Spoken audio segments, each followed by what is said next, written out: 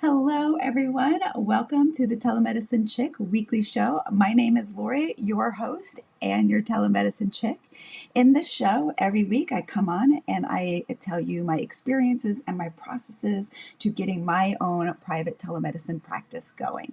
But before we get started, please make sure that you like and subscribe. Please help me, help grow this channel, and then also subscribe so that you never miss when we're publishing our weekly show. So make sure you do that first, and then let's get into the show and see what I've been up to this week.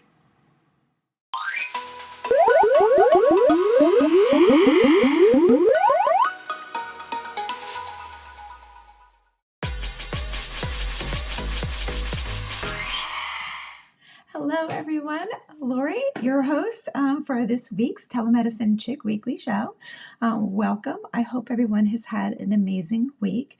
My week has been eventful in lots of good ways. So let's get started to talk about what I've been up to this week. Now, if you remember the last time when I left you guys, I had said I still hadn't had a business name, which I think, and I'm not going to say it yet because we kind of came up with it last night and our little searches, everything came out okay.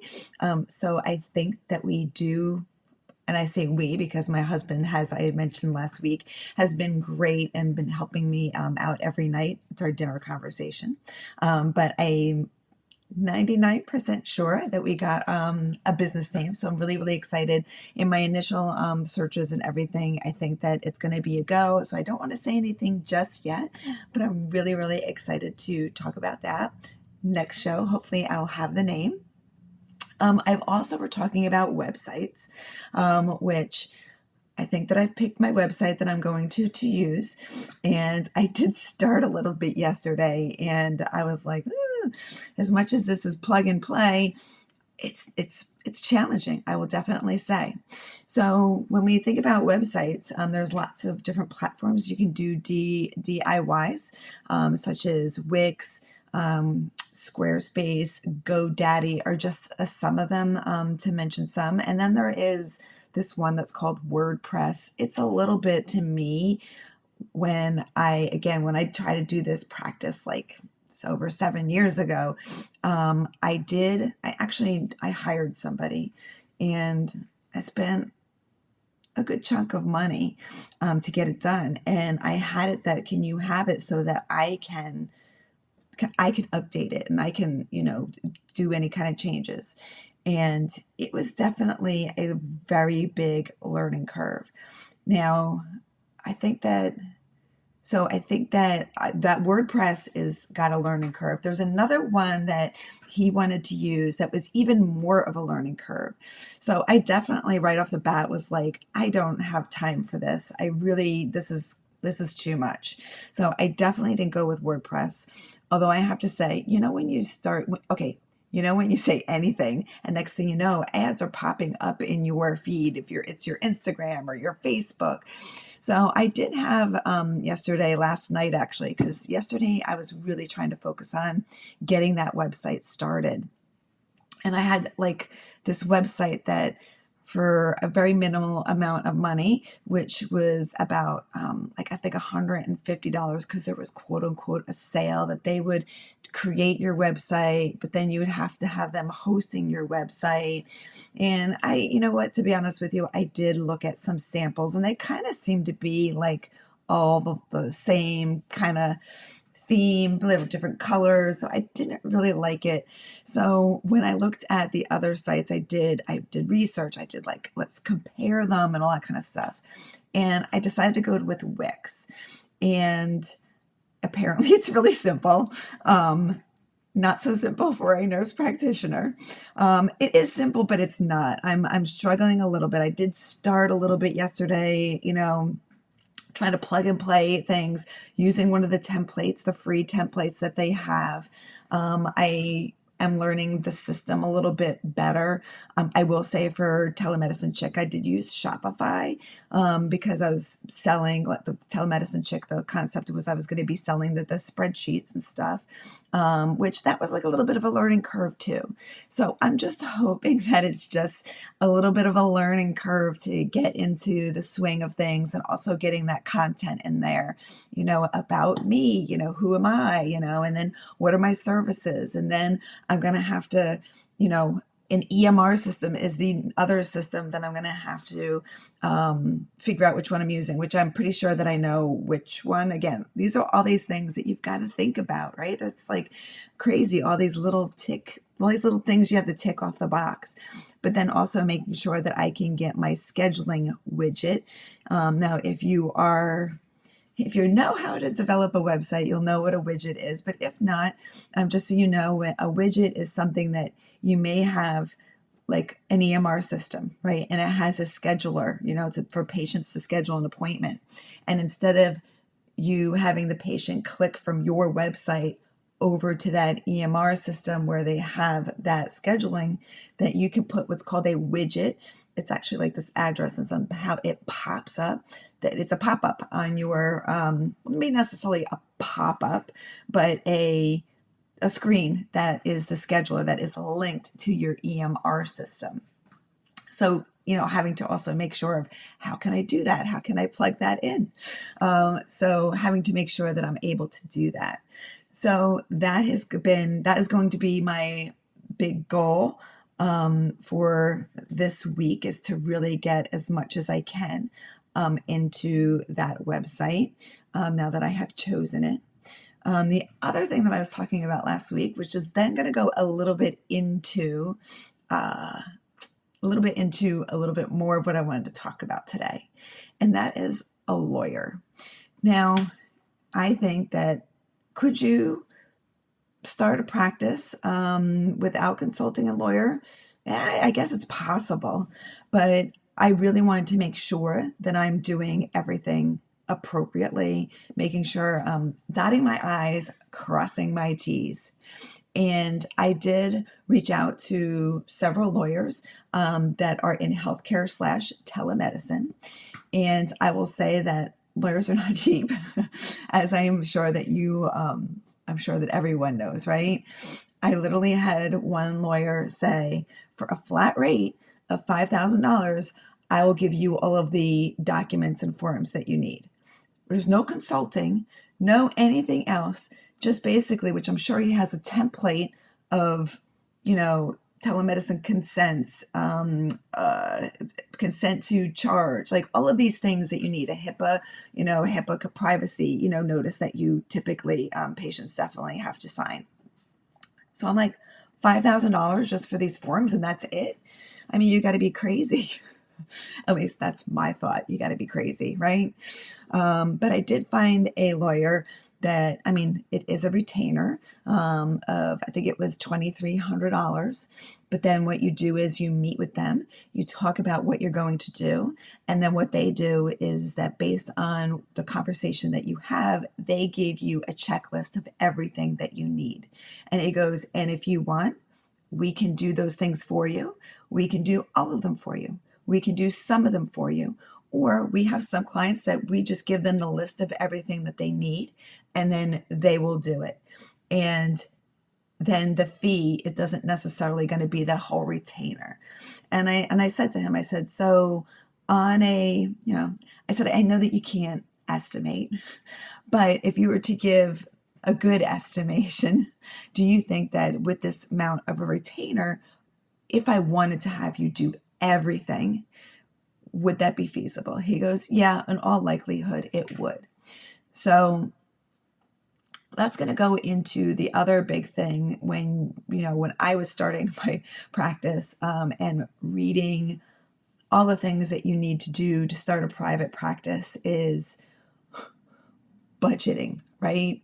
And not only a monthly budget when you were get kickstart and get everything going in your practice, but also what it takes and how much money it takes to get you started.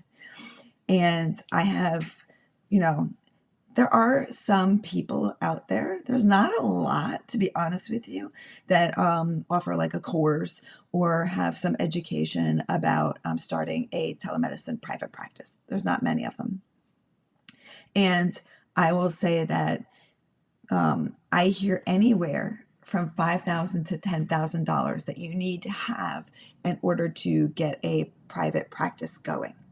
Now, with that in mind, this is also people who have a physical office, a physical place. There are some nurse practitioners that will start just completely an in-person private practice. I know someone that is starting a hybrid where it's half in a clinic and half in telemedicine, which I'm hoping, if she's listening, that I'm going to get her on this show one day to talk about that.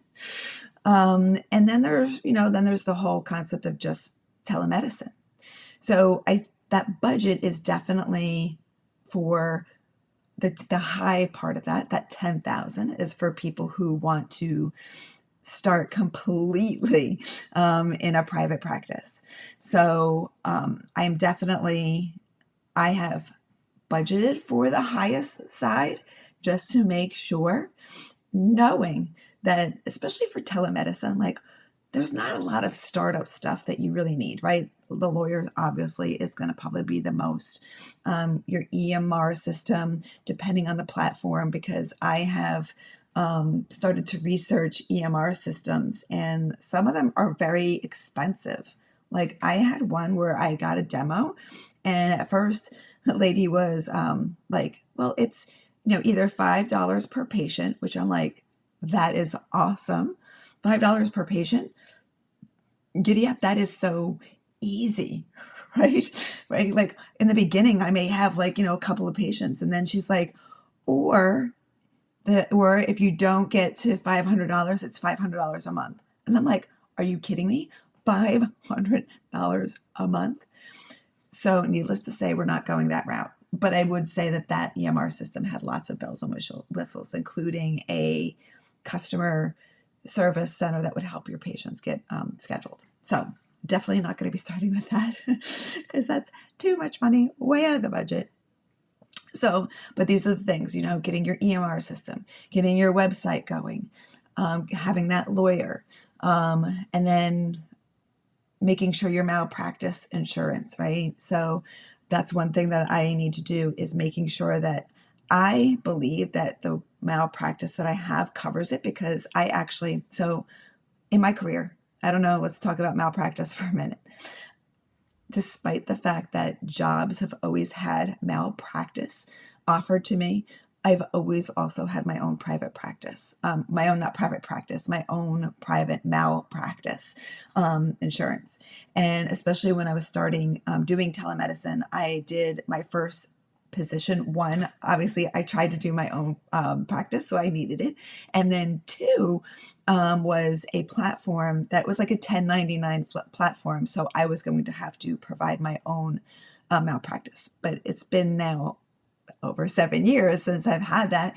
So I am going to also make sure that the policy that I have, which is coming up soon, is going to cover what I'm doing. So maybe that's going to be a little bit more.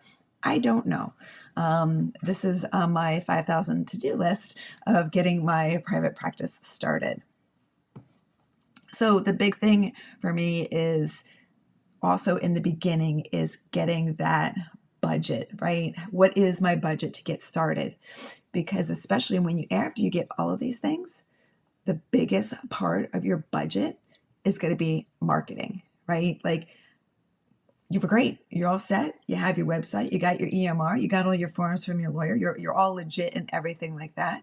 And now we got to get the patients in, right? And how are we going to do that?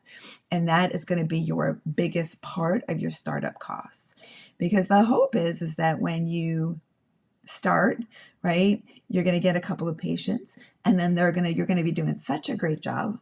I'm going to be doing such a great job that they're going to be going to their friends or whatever and be like, oh my God, I go to Lori and she is amazing. You've got to go see her. She's really, really great and really helpful. And so far I'm doing a great job with my health. And then they come on to your services. So that is the big thing that I've had to sit down and figure that out and budget that amount. That's what I've I like to stay near the 5,000, but I do have a wiggle room in case I need to go over that to help get this business going. So that was the big thing. So this week, I think I got a business name. I'm very, very excited. Hopefully I will tell you what it is next week, because I don't want to, so far everything is good. And we're going to have it. I started my website, Wix. That's what I chose. I did a lot of research. They all come out to be kind of the same monthly. They all have lots of little bells and whistles. I liked one of the templates that they had, so I'm hoping that that will end up coming out to be a nice website. But I'm navigating, getting that starting, and getting to know the platform and plug and play. One little thing is that a lot of these websites have the AI to it. So I put, this is who I am, this is what I'm going to be offering, and it starts you off a little bit, which is kind of cool. So I'm really excited about that. We'll see. I still have to put a lot of the stuff in my own. There is the concept of paying somebody to do it, but I'm trying to do it on somewhat of a budget, and I know that my marketing, I want to keep as much as I can for my marketing so that I can get myself out there and get the clients. Gonna call a lawyer. I am probably being a little bit procrastinating on it because the retainer, it's a big amount of money. You just get like, I get nervous. I always get nervous about those kind of things, but I got to just take the plunge. So that's what I'm going to be doing this week. I'm excited. I'm very excited. I'm excited that I'm moving forward and getting this thing going. It's my first week that I'm kind of really 100% focusing on getting this started. So I'm just trying to get myself organized and get ready and keep going. So that is it for the body of the show. As you know, last week I ended on a little of inspiration, and I want to keep doing that. And whether that is inspiring you in something in your own personal life, your career, or possibly your telemedicine career, I always want to end with that. And this week, I want to give you a challenge. How about that? I want to give everybody a challenge. I think that we all have a desire within us to do something, right? And that could be getting healthier. That could be changing a job. It could be starting something that you always wanted to do. It could be going on a vacation. Whatever it is, we all have desires, right? And what I want to challenge you to do is 5 minutes a day, just 5 minutes. I don't care when it is, when you wake up in the morning, when you're getting your coffee, but just take 5 minutes for yourself, right? Because we're always doing something. And I think a lot of the times we forget to take any time to take care of ourselves. So take 5 minutes a day and think about that, whatever it is, whatever your desire is, and think about it. Daydream about it, right? Daydream about your desire. Take 5 minutes. I always have done this. I've done this with a lot of things in my life. And I always believe that when I do that, I not only am I daydreaming about it and talking about it in my head and creating that scenario inside my head, but I'm also feeling how awesome it is to actually achieve that goal. Now, there's lots of people out there, they have all different kind of words that they put it to, this kind of theory of law of attraction, The Secret, and all that kind of fun stuff. But it's something that I have done for many years now. And I always when I think about something that I really, really want, I daydream about it. I'm like, you know what? I want my own telemedicine practice. And what is that going to look like? And how is that going to feel? And how awesome is that going to be? And I think that when we do that, it just inspires us to actually go and achieve that goal. It makes you feel like, wow, like it's going to be amazing. Like to me, I'm still doing it. I probably think about this private practice a lot lately and just what it's going to be like when I get there, right? I'm going to be feeling great. I'm going to have my own schedule. I am going to not work as many hours. I'm going to have that flexibility. I'm going to be making good money, and my patients are going to love me, and I'm going to be doing care the way I want to do care. And I'm really excited about that. I'm excited about how that feels, and I'm excited about what that is going to look like. And I feel that because I'm doing that every day, I am getting one step closer to where I truly want to be. So I challenge you, take 5 minutes a day. I don't care what your desire is. It could be, I'm going to be eating healthier so that I feel better about myself. And just imagine, like, you're going to the food store, you're getting those fruits and vegetables and those healthy foods, and you're eating them, and you're just feeling so great about yourself. I challenge you, 5 minutes a day. And when you start doing it, comment on whatever platform you're watching this, right? If it's YouTube, if it's Podbeam, Spotify, if you can comment and let me know how you feel about doing that. So I want you to do that. That is your challenge for the week, to feel 5 minutes a day. 5 minutes a day, take that desire, daydream about it, and feel how awesome it is. My name is Lori. I'm your telemedicine chick. Also, don't forget to like, follow, subscribe, wherever it is that you are listening to this show, so that you can keep following me on my journey as I start my telemedicine practice. I hope everyone has an amazing week, and I will see/talk to you next week. Bye-bye, everybody.